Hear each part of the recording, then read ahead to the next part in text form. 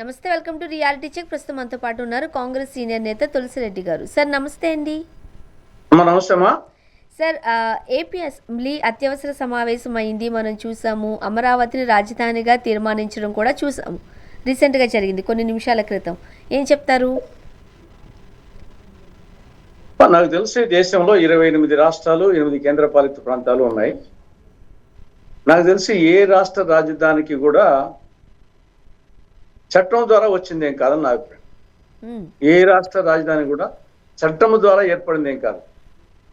అది న్యాచురల్గా ఏ రాష్ట్ర సచివాలయం ఎక్కడ ఉంటుందో ఆ ప్రాంతాన్ని రాజధానిగా పరిగణిస్తారు. అంతే తప్ప దానికి వచ్చేసి అసెంబ్లీ కానీ పార్లమెంట్ కానీ చట్టం చేసి ఇప్పుడు తమిళనాడుకు చెన్నై రాజధాని అని, మహారాష్ట్రకు బాంబే రాజధాని అని, ఇట్లా ఏ రాష్ట్రానికి బీహార్కు పట్నా రాజధాని అని చట్టం ద్వారా ఎక్కడ చేసినట్టు నాకు ఎక్కడ చూడలేదు. ఇది కన్వెన్షనల్ గా ఎక్కడ రాజధాని సెక్రటేరియట్ ఉంటే రాష్ట్ర సచివాలయం అదే రాష్ట్ర రాజధాని. కానీ కాంగ్రెస్ స్టాండ్ వరకు మా స్టాండ్ ఒకే రాష్ట్రం ఒకే రాజధాని, అది అమరావతి. దేవతల రాజధాని అమరావతి, ఆంధ్ర రాజధాని అమరావతి, ఇది మా స్టాండ్. కాబట్టి ఇప్పుడు ఆల్రెడీ అక్కడ నుండి పరిపాలన 10 ఏళ్ళ ఉంటే అక్కడ నుండి పరిపాలన సాగుతూ ఉంది. గతంలో 2014-19 నుంచి అక్కడ ఉంటే అమరావతి నుండే జగన్మోహన్ రెడ్డి 3 ముక్కలాట ఎంత చెప్పినా ఆఖరికి పరిపాలన సాగిందేమో అక్కడ ఉంటే. ఆయన ఉండింది అక్కడే, సిఎస్ ఉంది అక్కడే, సెక్రటరియట్ అక్కడనే, ఇప్పుడు అక్కడ ఉంటే.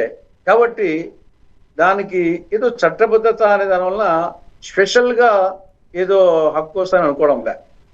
రేపు ఒకవేళ కావాలనుకుంటే రాజ్యాంగానే మార్చినప్పుడు రేపేమి ఒకవేళ ఇక్కడ తీర్మానం చేసి పంపించారనుకున్నాం, అక్కడ ఒకవేళ కేంద్ర కేబినెట్ తీర్మానం చేసి పార్లమెంట్లో పెట్టింది అనుకున్నాం. నిజంగా అదే అయితే రేపు వచ్చే ప్రభుత్వాలు వచ్చేసి రేపు మళ్ళీ కేంద్ర ప్రభుత్వం అనుకుంటే, రాష్ట్ర ప్రభుత్వం ప్రతిపాదన పంపి కేంద్ర ప్రభుత్వం అనుకుంటే మళ్ళీ చేంజ్ చేయొచ్చు. మాట్లాడదాం సార్. ఇప్పుడు దానివల్ల వచ్చేసి ఇప్పుడు చేసిన తీర్మానాన్ని నెక్స్ట్ మళ్ళా మనకి మార్చుకునే అవకాశం ఉన్నప్పుడు ఎందుకు ఇంత హడావిడిగా అత్యవసర సమావేశం ఏర్పాటు చేయడం, దానికి సంబంధించి చాలా మాటలు అసెంబ్లీలో మాట్లాడడం, తీర్మానం చేయడం, ఇదంతా కొంతమంది ఒక డ్రామాగా అభివర్ణిస్తున్నారు. నిజమేనా? డెఫినెట్ గా ఇది వచ్చేసి హంగామా తప్ప ఇది ఆత్మస్థుతి పరిణిందని మళ్ళీ ఒకసారి సెల్ఫ్ డబ్బ కొట్టుకోవడము, అవతల ఆ పార్టీని విమర్శించేదానికి తప్ప వచ్చేసి ఇంట్లో కొత్తగా వచ్చేసి ఏమి ఉండదు. వచ్చేసి ఆల్రెడీ మీరు వచ్చేసి పరిపాలన సాగుతా ఉంది, మొత్తము ఆ భవనాలు త్వరగా పూర్తి చేయండి, ఇంకా ఒక మంచి రాజధానిగా ఆల్రెడీ రాజధానిగా ఉంది అది, దాన్ని పూర్తి చేసేయండి. అంతే తప్పనిచ్చేసి దానికి మీరు తీర్మానం పంపడము, వాళ్ళు వచ్చేసి అసెంబ్లీ అనుకుని అసెంబ్లీ అనుకున్నప్పుడు మరి శాసన మండలి కూడా పెట్టాలి కదా. మనకు శాసనసభ ఉంది, శాసన మండలి ఉంది. మీరు శాసనసభ మాత్రమే పెట్టి పంపిస్తే దానికి నిజంగా దానికి వ్యాలిడిటీ ఉంటే మరి శాసన మండలి పంపనప్పుడు వచ్చేసి రాష్ట్ర తీర్మానం అంటే కేబినెట్ చేసిన అనుకున్నాం. మామూలుగా దానికి చట్టబద్ధత కల్పించాలని శాసనసభ ద్వారా అయినప్పుడు శాసన మండలి కూడా పెట్టాలి కదా. శాసనసభ పెట్టినప్పుడు శాసన మండలి కూడా పెట్టాలా. నువ్వు శాసన మండలిలో పెట్టలేదంటే దానికి వ్యాలిడిటీ లేదు కదా. కాబట్టి దీనికి పెద్దగా ఏదో వాళ్ళు వచ్చేసి హంగామా క్రియేట్ చేయడము, మరొకసారి దాని చర్చలోకి రావడము, వాళ్ళ సొంత డబ్బా కొట్టుకోవడము, వేరే వాళ్ళని విమర్శించడము, దానికి పనికోసం తప్పనిచ్చేసి కేంద్ర ప్రభుత్వం గతంలోనే సుప్రీంకోర్టుకి అఫిడవిట్ ఇచ్చింది, ఏమి రాష్ట్ర ప్రభుత్వం ఎక్కడ అనుకుంటే అక్కడ అని చెప్పేసి. కాబట్టి ఇది రాష్ట్ర ప్రభుత్వం యొక్క నిర్ణయమే, కానీ ఆ నిర్ణయం కరెక్టే కాదని రాష్ట్ర ప్రజలు నిర్ణయిస్తారు. జగన్మోహన్ రెడ్డిని దానికోసమే ఓడించింది వచ్చేసి. ఆయన ఓటమికి అనేక కారణాలలో ఇది ఒక ప్రధాన కారణం. 3 ముక్కలాట అనేది ప్రధాన కారణం వచ్చేసి ఆయన ఓటమికి. కాబట్టి అది ప్రజాకోర్టులో తేలుతుంది. ఒకవేళ ఆయన మార్పు గిరుపు ఎవరినో వచ్చి అనుకుంటే కానీ దీన్ని ఈ అసెంబ్లీలో తీర్మానం చేసి పంపించినందువలన కొత్తగా ఒరిగేది ఏమి ఉండదని నా అభిప్రాయం. ఒరిగి వాళ్ళు అంటున్నారు కానీ చట్టబద్ధతని దానికి శాసన మండలిలో దానికి తీర్మానం కానప్పుడు దానికి చట్టబద్ధ అనడానికి ఇక్కడ కూడా ఆస్కారం లేదు. రేపు ఒకవేళ చట్టబద్ధ వచ్చినా రాజ్యాంగాన్నే సవరించినప్పుడు చట్టాలను మార్చడం పెద్ద లెక్క. కాబట్టి కేంద్ర ప్రభుత్వం రేపు అనుకుంటే మార్చవచ్చు. కాబట్టి దీని గురించి పెద్దగా ఏదో చట్టబద్ధ కల్పిస్తానో ఏమో అయిపోయిందని చెప్పేసి అనుకోవాల్సిన అవసరం లే. అది కూడా సింపుల్ గా చేస్తారు. నాకు తెలిసి విభజన చట్టంలో సెక్షన్ 5 ఉంది, ఆ సెక్షన్ 5 సబ్సెక్షన్ 2ను సింపుల్ గా వచ్చేసి ఇటు మారుస్తారు, తీర్మానం ద్వారా మారుస్తారు. సో ఫస్ట్ లో ఏముంది విభజన చట్టంలో సెక్షన్ 5 సబ్సెక్షన్ 2లో after expiry of the period referred to in subsection 1, Hyderabad shall be the capital of the state of Telangana and there shall be a new capital for the state of Andhra Pradesh. Ikkada there shall be a new capital, namely Amaravati, for the state of Andhra Pradesh అని ఆడ ఆ సవరణ చేయొచ్చు. ఇక్కడ దేశంలో ఏ రాష్ట్రానికి లేదు కానీ హైదరాబాద్ తెలంగాణ క్యాపిటల్ అని ఈ విభజన చట్టంలో ఆ నేపథ్యంలో ఒక తెలంగాణకు మాత్రమే ఈ యొక్క హైదరాబాద్ క్యాపిటల్ ని పెట్టడం జరిగిందని అనిపిస్తుంది నాకు. ఏ రాష్ట్రానికి కూడా గతంలో హైదరాబాద్ తెలంగాణ కూడా లేదు. ఈ చట్టం విభజన చట్టం వచ్చినప్పుడు section 5లో Hyderabad shall be the capital state of Telangana already ఉంది కాబట్టి అది కంటిన్యూ అవుతుంది. And there shall be a new capital for the state of Andhra Pradesh. ఇక్కడ న్యూ క్యాపిటల్ అనే చాట నేమ్లీ అమరావతి అని కొంచెం ఆ బౌండరీస్ కూడా మెన్షన్ చేయొచ్చు. అది జరుగుతుంది. దేని రేపు కేంద్రం వల్ల మార్చాలంటే మళ్ళీ మార్చచ్చు. కాబట్టి అదేమి చట్టబద్ధత కల్పిస్తానే అయిపోయిందని ఊహించుకోవాల్సిన అవసరం లేదు. కానీ రేపు ఎవరికైనా అది వచ్చేసి చట్టము భద్రత కల్పించినా కల్పించకున్నా అమరావతి అది సెంట్రల్ ప్లేస్లో ఉంది. ఆల్రెడీ పరిపాలన సాగుతూ ఉంది, భవనాలు ఉన్నాయి. అక్కడ నుండి రాష్ట్ర సచివాలయాన్ని ఎక్కడికైనా మార్చాలనుకుంటే అది ఏ ప్రభుత్వానికైనా ఏ పార్టీకైనా సెల్ఫ్ గోల్ అవుతుంది, ఆత్మహత్యా సదృశం అవుతుంది. కాబట్టి అది జగన్ ప్రభుత్వంకైనా ఇంకో ప్రభుత్వంకైనా ఏ ప్రభుత్వంకైనా ఆలోచనే రాకూడదు. ఆలోచన వస్తే వాళ్ళే నష్టపోతారు. దానికోసం వచ్చేసి చట్టాన్ని చేయాల్సిన అవసరం లేదనేది నా అభిప్రాయం. చట్టబద్ధ చేసినంత మాత్రాన నష్టము లేదు, దీనివల్ల పెద్ద లాభము లేదు. దీని అసెంబ్లీలో ఊరికే తమను పొగుడుకోవడము వేరే వాళ్ళని తిట్టుకోవడానికి పనికొస్తుంది అంతే. దీనివల్ల నష్టము లేదు, లాభము లేదు నా అభిప్రాయం. అండ్ మరీ ముఖ్యంగా సార్ ఇదేమి మొదటిసారి కూడా కాదు ఇలా తీర్మానం చేయడం, ఇంతకు ముందు కూడా చేశారు, మళ్ళీ చేస్తున్నారు. ఇప్పుడు డైరెక్ట్ గా ప్రధానమంత్రి మోదీ గారే అడిగారు పంపించమని అని చెబుతూ ఉన్నారు టీడీపీకి సంబంధించిన నేతలు. 1కి 10 సార్లు చేయడాన్ని ఎట్లా చూడాలి? అసలు చేయాల్సిన అవసరం కేంద్రానికి ఆ రైటే లేనప్పుడు ఎందుకు పదే పదే చేస్తున్నారు? చెయ్యాలి చెల్లి పెళ్లి మళ్ళీ మళ్ళీ అనేది, చెయ్యాలి చెల్లి పెళ్లి మళ్ళీ మళ్ళీ అనేది సినిమా డైలాగ్ సినిమాలో జ్ఞాపకం వస్తుంది సార్. వీళ్ళంతే ఆల్రెడీ మోడీ గారే 2 సార్లు శంకుస్థాపన చేశారు. అమరావతికి వచ్చి 2015లో ఒకసారి, మొన్న ఇటీవల ఒకసారి ఆయనే శంకుస్థాపన చేశారు. నీళ్ళు ఇచ్చారు, కాస్త మట్టి తెచ్చి ఇచ్చారు, అది మొదటిసారి. మళ్ళీ 2సారి అదే ప్లేస్ లో చేశారు. కాబట్టి ఇది అనవసరమైన ఇష్యూ. ఇది దీనికి వచ్చేసి వాళ్ళు అడగడము వీళ్ళు పంపడము 2 అనవసరమే. అంత మాత్రాన నష్టము లేదు, లాభము లేదు. ఓన్లీ చర్చలో వచ్చేసి తిట్టేదానికి, వేరే వాళ్ళని తిట్టేదానికి, వీళ్ళ గురించి సొంతంగా డబ్బా కొట్టుకునేదానికి ఉపయోగపడుతుంది. అండ్ మరోపక్క వైసీపీ దీనికి గైర్హాజరైంది. యాజ్ యూజువల్లీ ఎక్స్పెక్ట్ చేసిన విషయమే. బట్ వాళ్ళు దీని మీద వాళ్ళకు వచ్చేసి గందరగోళం ఉన్నారు, కన్ఫ్యూజన్లో ఉన్నారు. రాజధాని విషయంలో వాళ్ళు మొదటి నుండి వైకాపా వాళ్ళ స్టాండ్ కరెక్ట్ కాదు. 2014-19 మధ్య అమరావతి రాజధాని, మేము ఇక్కడ ఇల్లు కూడా కట్టుకున్నాము, మా నాయకుడు కట్టుకున్నాడు, ఇల్లు కూడా కట్టుకున్నాడు అని చెప్పేసి అప్పుడు చెప్పారు. అధికారంకి వచ్చిన తర్వాత 3 ముక్కలాట అన్నారు. మళ్ళీ ఇప్పుడు అధికారం పోయిన తర్వాత సజ్జల రామకృష్ణారెడ్డి లేదు, మా స్టాండ్ వచ్చేసి రాజధాని అమరావతి, దాంట్లో మార్పు ఏం లేదు అని వచ్చేసి కరెక్ట్ స్టాండ్ కాదు వాళ్ళది. గందరగోళంలో ఉన్నారు, సెల్ఫ్ గోల్ కొట్టుకుంటున్నారు ఆ విషయంలో వైకాపా. కానీ మా కాంగ్రెస్ స్టాండ్ మొదటి నుండి ఒకటే, ఒకే రాష్ట్రం ఒకే రాజధాని, అది అమరావతి, దేవతల రాజధాని అమరావతి, ఆంధ్ర రాజధాని అమరావతి. అది మా స్టాండ్ వచ్చేసి దాని మీదనే ఉన్నాం మేము. సార్ మరోపక్క ఇంతకుముందు మీరు చెప్తున్నట్లుగా కేంద్రానికి ఏమీ రైట్ లేదు, రాష్ట్రాలు వాటి యొక్క పరిస్థితులను బట్టి ఎక్కడ రాజధాని పెట్టుకోవాలనుకుంటే అదే రాజధానిగా అంగీకరించబడుతుంది, పిలువబడుతుంది. మీరు అన్నట్టుగా ప్రజల మద్దతు అయితే దానికి అవసరం. లేకపోతే వైసీపీకి జరిగిన ఏమంటారు, ఏదైతే పరిష్కారం అనుకుంటారో ప్రజలు, అట్లా వాళ్ళ డెసిషన్ వాళ్ళ చేతుల్లో ఉంటుంది, ప్రజల చేతుల్లో ఉంటుంది. ఇప్పుడు కూటమిలో ఉన్న చంద్రబాబు నాయుడు గారు ఎందుకు కావాలని ఇంత పెద్ద బర్డన్ని కేంద్రం మీద పెడుతున్నారు? అంటే ఇక్కడ కొంత ప్రజల నుండి కూడా వచ్చింది. ఇక్కడ రైతులు, అమరావతిలో ప్రాంత ప్రజలు వచ్చేసి వాళ్ళు కూడా ఈ యొక్క ట్రాక్ రికార్డు 2014 నుంచి ఇటీవల వరకు వచ్చిన ట్రాక్ రికార్డు పరిణామక్రమం చూసిన తర్వాత వాళ్ళు కొంత చట్టబద్ధత ఉంటే బెటర్గా ఉంటుందేమో అనే అభిప్రాయంతో కొంత ప్రజల నుండి కూడా డిమాండ్ వచ్చినట్టుంది. ఆ ప్రజల డిమాండ్ నేపథ్యంలో రాష్ట్ర ప్రభుత్వం కూడా ఈ తీర్మానము ఈ యొక్క చేసి పంపించినట్టు జరుగుతూ ఉంది. వాళ్ళు కేంద్రానికి ఆల్రెడీ పంపించారు.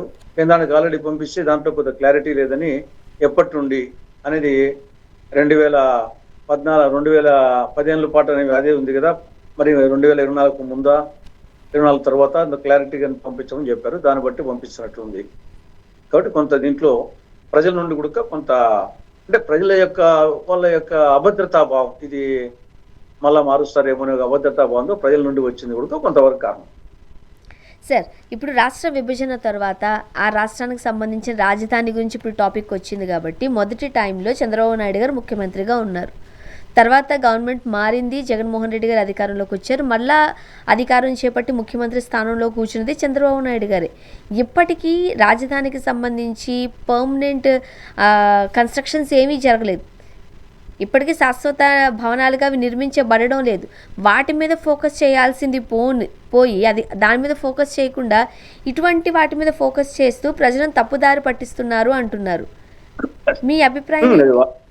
అది వాస్తవమే కదమ్మా. ఇప్పుడు తెలంగాణ సచివాలయం ఉన్నంతలో ఒక బెస్ట్ సచివాలయం దేశంలోనే.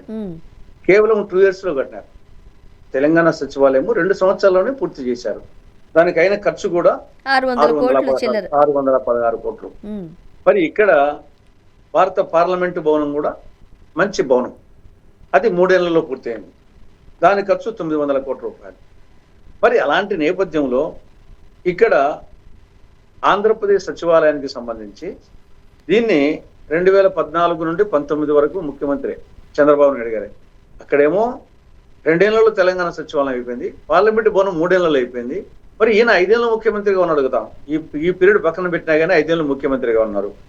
దాన్ని ఆల్రెడీ సచివాలయం కట్టావు, దాన్ని మళ్ళా సచివాలయంలో మళ్ళీ పర్మనెంట్ ఏంది టెంపరీ ఏంది? ఏమైనా గుడిసెల్లో ఉంటే, కొట్టాల్లో గుడిసెల్లో హట్స్లో ఉంటే కనుక ఇది తాత్కాలికము, పర్మనెంట్ కడతా అనొచ్చు.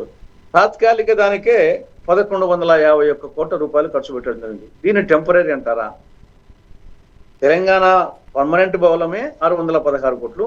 ఇక్కడ ఆంధ్రప్రదేశ్లో 2014-19 మధ్య చంద్రబాబు పీరియడ్లో టెంపరీ సచివాలయంకి 1151 కోట్లు ఖర్చు పెట్టి ఇప్పుడు మళ్ళా పర్మనెంట్కు 4689 కోట్లు ఖర్చు పెడతారంట. కాబట్టి ఇది అది డబ్బు దుర్వినియోగం.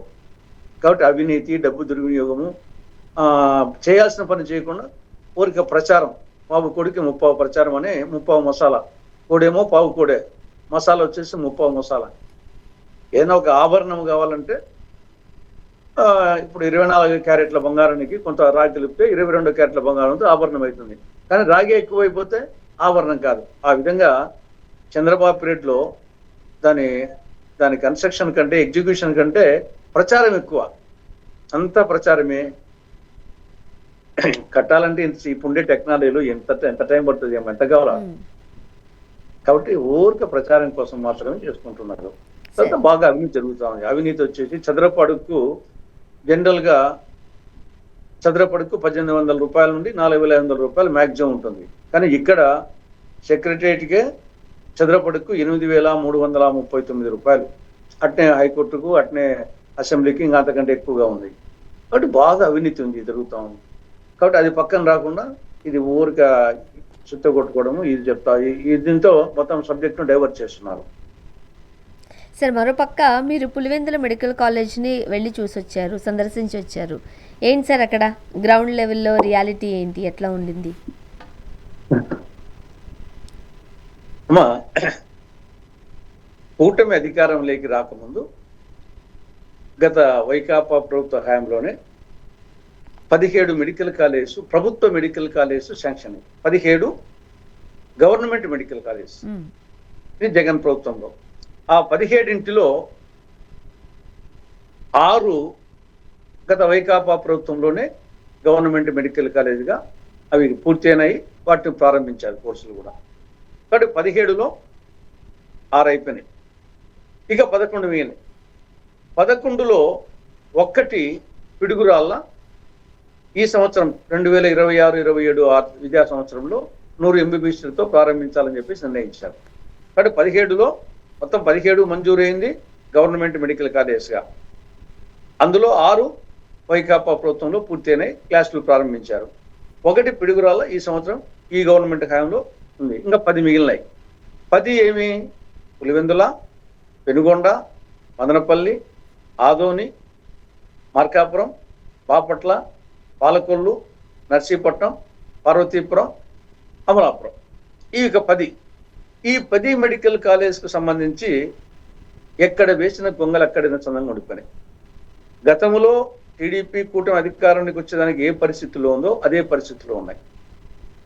ఎస్పెషల్లీ పులివెందుల కూటమి అధికారంలోకి వచ్చే నాటికి ఉన్న పరిస్థితి ఏమంటే, కూటమి అధికారంలోకి వచ్చే నాటికి ముందున్న పరిస్థితి అంటే వైకాపా ప్రభుత్వ హయాంలో ఉన్న పరిస్థితి ఏమంటే, పులివెందుల మెడికల్ కాలేజీకి దాంట్లో 47 ఎకరాల 58 సెంట్లు అంటే దాదాపు 50 ఎకరాల భూమిని ఎకరా 2 కోట్ల నుండి 3 కోట్ల రూపాయల వరకు ఉంటుంది.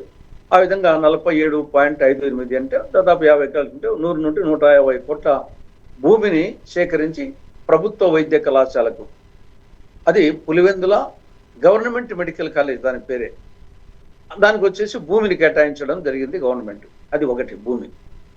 రెండవది వచ్చేసి ఖర్చు పులివెందుల మెడికల్ కళాశాల మీద 412 కోట్ల రూపాయలు ఆల్రెడీ ఖర్చు చేసింది గత ప్రభుత్వం.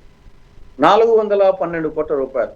దానికి మొత్తం కావాల్సింది 500 కోట్లలో 412 కోట్ల రూపాయలు ఖర్చు చేయడం జరిగింది. అది రెండవ అంశం.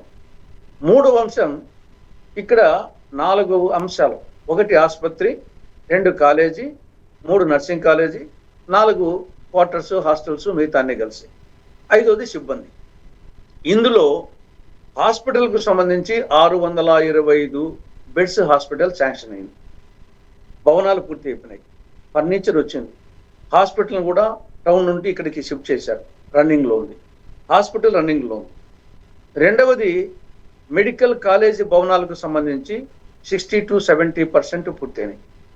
నర్సింగ్ కాలేజ్ భవనాలకు సంబంధించి 100% పూర్తయినాయి. 4వది హాస్టల్స్, క్వార్టర్స్, ఇవి 60 to 70% పూర్తయినాయి. ఇక సిబ్బందికి సంబంధించి ఈ గవర్నమెంట్ రాకముందు కాలేజీకి సంబంధించి ప్రిన్సిపల్ ఉన్నారు, హాస్పిటల్కి సంబంధించి సూపరింటెండెంట్ ఉన్నారు, 2 ఏడీస్ ఉన్నారు, ఒక ఏవో అడ్మినిస్ట్రేటివ్ ఆఫీసర్ ఉన్నారు, అన్ని డిపార్ట్మెంట్కు హెచ్ఓడీస్ ఉన్నారు, తర్వాత 60 మంది doctors, professors, associate professors, assistant professors ఉన్నారు. దాని తర్వాత 70 మంది నర్సులు ఉన్నారు సిబ్బంది, 130 మంది అదర్ సిబ్బంది ఉన్నారు. ఇది ఈ గవర్నమెంట్ రాకముందు గత ప్రభుత్వంలోనే ఇంతమంది ఉన్నారు. తర్వాత ఇవన్నీ చూసి నేషనల్ మెడికల్ కమిషన్ వాళ్ళు ఇక్కడికి వచ్చి క్షేత్రస్థాయిలో పరిశీలించి ఇంద్రభవనాలు లాంటి భవనాలు ఉన్నాయి, తర్వాత ఫ్యాకల్టీ ఇంతమంది ఫ్యాకల్టీ ఉన్నారు అని 2024-25 సంవత్సరానికి 50 MBBS సీట్లు నేషనల్ మెడికల్ కమిషను శాంక్షన్ చేస్తూ లెటర్ ఆఫ్ పర్మిషన్ LOP ఇవ్వడం జరిగింది. 2024 ఆగస్టు 16వ తారీఖు 2024 ఆగస్టు 16వ తారీఖున వాళ్ళన్నీ చూసి భవనాలు చూశారు, ఫ్యాకల్టీ చూసి వాళ్ళు కన్విన్స్ అయ్యి వాళ్ళు ఇచ్చే ఈ గవర్నమెంట్ 2024 సెప్టెంబర్ 10వ తారీఖున లేఖ రాసిన చంద్రబాబు ప్రభుత్వం. ఏమని? మాకు భవనాలు ఇంకా పూర్తి కాలేదు, మాకు వచ్చేసి వసతి సౌకర్యం లేదు, మాకు ఫ్యాకల్టీ లేదు, మాకు ఈ 50 MBBS సీట్లు మేముతో మెడికల్ కాలేజ్ నడపలేము, మాకు వద్దు అని లేఖ రాశారు. ఇది చరిత్రలో ఏ రాష్ట్రము ఈ పరిస్థితి చేయదు. జనరల్గా నేషనల్ మెడికల్ కమిషన్ వాళ్ళు 50 ఇస్తే మాకు 50 చాలదు, 100 కావాలా, 150 కావాలా అని అడగాలి. అలాంటిది ఇచ్చిన 50 MBBS సీట్లు మాకు వద్దు అని కేంద్రం ఇస్తే వద్దు అని చెప్పి రాసినటువంటి ఏకైక పనికి మాలిన ప్రభుత్వం వచ్చేసి చంద్రబాబు ప్రభుత్వం, కూటమి ప్రభుత్వం. దీని నేపథ్యంలో వాళ్ళు వచ్చేసి ఇంకా లేఖ రాసినాక విత్డ్రా చేస్తున్నారు. ఆ విధంగా 2024-25కు 50 MBBS సీట్లు పులివెందుల మెడికల్ కాలేజ్ కోల్పోయింది, గవర్నమెంట్ మెడికల్ కాలేజ్. పోనీ 2025-26 కన్నా ప్రయత్నం చేయాలి కదా. మీరు 2024-25కు ఇంకా వసతిలో పూర్తి కావాలని చెప్పారు. మరి 25-26కు వచ్చేసి మళ్ళా నెక్స్ట్ ఇయర్ కన్నా ప్రయత్నం చేయాలి కదా. దాని గురించి అడగలేదు. అంటే మళ్ళా దాని కెపాసిటీ 150 MBBS సీట్లు, నెక్స్ట్ మళ్ళీ 150 MBBS సీట్లు, 24 PG మెడికల్ సీట్లు మళ్ళా కోల్పోయింది. పోనీ ఇప్పుడు 26-27 కన్నా ప్రయత్నాలు చేస్తా ఉందా? ఇది చేయడం లేదు. అంటే మళ్ళీ ఈ సంవత్సరం కూడా 150 MBBS సీట్లు, ఇది ప్రభుత్వ రంగంలో 24 PG మెడికల్ సీట్లు కోల్పోతా ఉంది. ఇది పులివెందులకు సంబంధించి. ఇది చాలక ఈ లోపల చేసిందేమి, పిడుగురాళ్ళ ఈ సంవత్సరం అక్కడ ఓపెన్ చేస్తుందంట. అందుకోసం పులిందల్లో ఉండే ప్రిన్సిపాల్ను, సూపరింటెండెంట్ను, హెచ్ఓడిస్ను, ఏడీస్ను, ఏఓస్ను, 60 మంది డాక్టర్స్లో 40 మంది డాక్టర్లను, 70 మంది నర్సుల్లో 60 మంది నర్సులను, 130 మంది అదర్ సిబ్బందిలో దాదాపు 60 మంది సిబ్బందిని ఇక్కడ నుండి అక్కడికి వచ్చేసి బదిలీ చేశారు. అంటే ఏమనాల దీని ఇంకా ఇంతకంటే దాని పులివెందుల మీద కక్ష కట్టినట్టు అనేది ఒక యాంగిల్ వస్తే, పోనీ మిగతా ఏమైనా రాయలసీమలో మిగతా ఖాళీలు ఉన్నంటే అదే వాటి పరిస్థితి అంతే. పెనుగొండ సత్యసాయి జిల్లాలో, ఆదోని కర్నూలు జిల్లాలో, మదనపల్లి అన్నమయ్య జిల్లాలో వాటి పరిస్థితి పట్టించుకోవడం లేదు. పోనీ రాష్ట్రాన్ని గురించి ఏమైనా ఆలోచిస్తారంటే మార్కాపురం పరిస్థితి ఉంది, బాపట్ల పరిస్థితి ఉంది, పాలకొల్లు పరిస్థితి ఉంది, నర్సీపట్నం, అమలాపురం, పార్వతీపురం. కాబట్టి రాష్ట్రం మీద, రాయలసీమ మీద, కడప జిల్లా మీద, పులిందుల మీద కక్ష కట్టినట్టు కనిపిస్తా ఉంది. ఎందుకు ఇదంతా బ్యాక్గ్రౌండ్ వచ్చేసి ఆల్రెడీ నీకు 17 మెడికల్ కాలేజ్లో కొన్నేమో సెంట్రల్లీ స్పాన్సర్డ్ స్కీమ్స్ కింద, కొన్ని వచ్చేసి నాబార్డు కింద, మరికొన్ని వేరే స్కీమ్ కింద. ఇవన్నీ దీనికి వీళ్ళు చెప్పే కారణం ఏమి? మా దగ్గర డబ్బు లేదు, అందువల్ల కట్టలేకపోతున్నాం. అందుకోసం పీపీపీ విధానాన్ని కూడా వాళ్ళు ప్రవేశపెడుతున్నాం అని చెప్పారు కదా సార్. అదే పోనీ అదే నిజమైతే మీ దగ్గర డబ్బు లేదంటున్నారు కదా. ఆల్రెడీ ఇక్కడ 412 కోట్ల రూపాయలు ఖర్చు పెట్టడం జరిగింది. 100 కోట్ల రూపాయలు భూమిని సేకరించడం జరిగింది. ఇక్కడ మొత్తం రాష్ట్ర బడ్జెట్ ఎంతమ్మా? 3,22,000 కోట్ల రూపాయలు 2025-26. మళ్ళీ 26-27కు 3,32,000 కోట్లు. ఆల్రెడీ 1 ఇయర్ అయిపోయింది. 2024-25 దాదాపు 3 లక్షల కోట్లు, 25-26 3,22,000 కోట్లు, 26-27 3,32,000 కోట్లు. దాంతో ఈ మొత్తం 10 మెడికల్ కాలేజ్ పూర్తి చేయాలన్నా కానీ కేవలం 5,000 కోట్లు చాలు. కేవలం 5,000 కోట్లు. ఇక్కడ 3 బడ్జెట్లు, ఒక్క బడ్జెట్టే 3,22,000 కోట్ల రూపాయల్లో 5,000 కోట్లు అనేది అది నథింగ్. అందులో పులివెందులకు కావాల్సింది ఒక 80 కోట్లే. మీరు పెట్టే ఖర్చులో ఒక్కొక్క ఈవెంట్కు మీరు వచ్చేసి 100 కోట్లు 1000 కోట్లు ఒక్కొక్క మీటింగ్కు ఖర్చు పెడుతున్నారు. అలాంటిది ఒక 80 కోట్లు ఖర్చు పెడితే పులివెందుల మెడికల్ కాలేజ్ పూర్తి అయిపోతుంది. కాబట్టి తర్వాత ఆల్రెడీ నాబార్డు ఫైనాన్స్ చేస్తా అని చెప్పింది. ఆల్రెడీ ఈ యొక్క 10 మెడికల్ కాలేజీలో వీటన్నిటికీ నాబార్డు ఫైనాన్సింగ్ చేస్తూ ఉంది. రాష్ట్ర బడ్జెట్ కూడా అవసరం లేదు. కానీ కేవలం ఎందుకు చేస్తారంటే కాసుల కక్కుర్తి. బడ్జెట్ అనేది ఇష్యూనే కాదు, డబ్బు లేదంటే ఇష్యూనే కాదు. ఇది ఒక సాకు మాత్రమే. కుక్కలు చెప్పులు వెతకను, నక్కలు బొక్కలు వెతకను, కూటమి నాయకులు సాకులు వెతకను సుమతి అన్నట్లు ఇది కేవలము డబ్బు లేదనడం సాకు మాత్రమే తప్ప అది వాస్తవం కాదు. దానికి కావాల్సింది నాబార్డు ఫైనాన్స్ ఇస్తూ ఉంది. అంత ఒకవేళ కావాలనుకున్న 5,000 కోట్లు నథింగ్ కాస్ట్ బడ్జెట్లో కంపేర్ చేస్తే. కాబట్టి కేవలము కాసుల కక్కుర్తి. పీపీపీ అనే ముద్దు పేరుతో, పీపీపీ అంటే ఈ యొక్క ప్రైవేటేషన్కు ముద్దు పేరు. అమ్మను మమ్మీ అన్నట్లు, నాన్నను డాడీ అన్నట్లు, వేరుశనగ విత్తనాలు ఇండియా బాదం అన్నట్లు, కుక్కను సునకం అన్నట్టు, నక్కను జంబూకం అన్నట్లు ప్రైవేటేషన్కు ముద్దు పేరే పీపీపీ. కాబట్టి దీంట్లో ప్రైవేట్ వాళ్ళకి ఇచ్చేసి కాసుల కక్కుర్తితో వాళ్ళ దగ్గర ప్రభుత్వ భవనాలను, ప్రభుత్వ భూమిని దారాదత్తం చేసి ఇంకా 2 నెలల పాటు జీతాలు ఇస్తారంట గవర్నమెంటే. అది చాలకంగా వైబిలిటీ గ్యాప్ ఫండ్ కింద ఇస్తారంట. మొత్తం భూమి గవర్నమెంట్దే ఇస్తుందంట ప్రైవేట్కు. తర్వాత వచ్చేసి భవనాలు గవర్నమెంట్ డబ్బుతో కట్టిన భవనాలు వాళ్ళకి ఇస్తారంట. 2 నెలల పాటు జీతము ఇస్తారంట సిబ్బందికి 2 ఏళ్ల పాటు. తర్వాత ఇంకా చాలకుంటే వైబిలిటీ గ్యాప్ ఫండ్ ఇస్తారంట. ఇన్ని చెప్పినా ఎవరు ముందుకు రాలే. అంటే ప్రభుత్వం యొక్క విశ్వసనీయత ఏ విధంగా ఉందో దాన్ని బట్టి అర్థమవుతుంది. కాబట్టి ఇప్పటికైనా తప్పులు చేయటం మానవ సహజం, సర్దిద్దుకుంటే విఘ్న లక్షణం. ఇప్పటికైనా మొండికి పోకుండా వచ్చేసి ఆ మెడికల్ కాలేజ్ 10 ప్రభుత్వ మెడికల్ కళాశాలను కూడా ప్రభుత్వ రంగంలోనే ఈ సంవత్సరమే 2026 పిడుగురాలతో పాటు వాటిని కూడా ఇంక్లూడింగ్ పులివెందుల మెడికల్ కాలేజీని ప్రభుత్వ రంగంలోనే ఓపెన్ చేయాలి, ప్రారంభించాలని చెప్పేసి మా అందరి డిమాండ్. చూద్దాం sir. Thank you so much అండి, మీ అభిప్రాయాలు పంచుకున్నారు. Thank you. Reality check stay tune.